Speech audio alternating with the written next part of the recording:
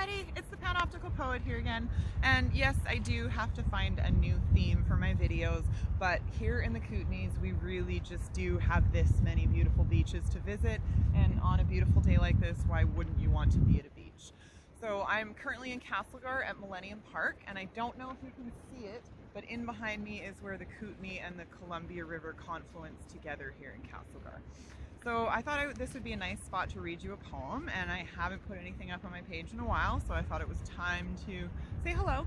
And this poem, I've been thinking about it for a lot of reasons lately. It's called The Telephone Wire, which I get is a reference that some of you may or may not get. So, the telephone wire. The telephone wire lays limp, hanging in one spot for days. No need to pick it up or move it at all if it isn't ringing. Who would I call anyway? There's nothing left to say to anyone, just recycled stories that cannot be repeated with any more detail than the first time that we told them. Do I really need a phone now? It's just another line to dangle off of, to clutch and wait for nothing.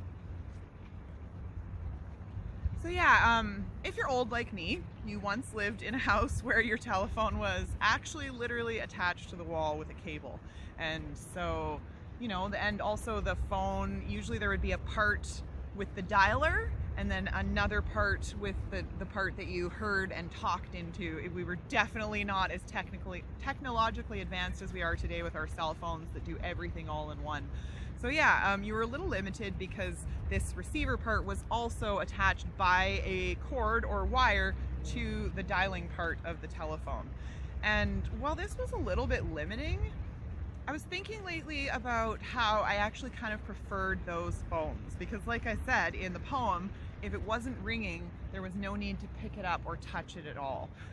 There is an excellent documentary on Netflix right now called The Social Dilemma, all about tech addiction and all about how our phones are, because of their addictive nature, the addictive nature of the programming put into them, they can be like little anxiety boxes that just hang out in our pockets.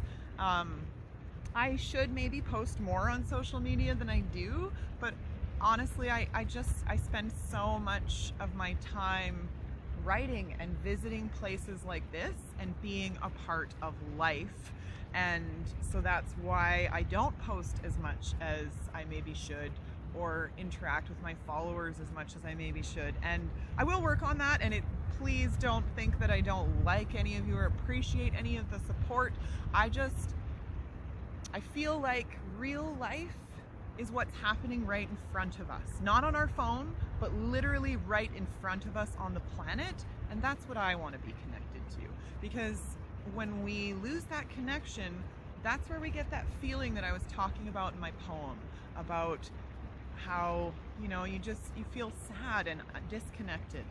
So yeah, I'm not sure what else to say on that. I think that's kind of a wrap on this video, and I hope that everybody is keeping well, and I hope that you enjoy my poem about the telephone wire.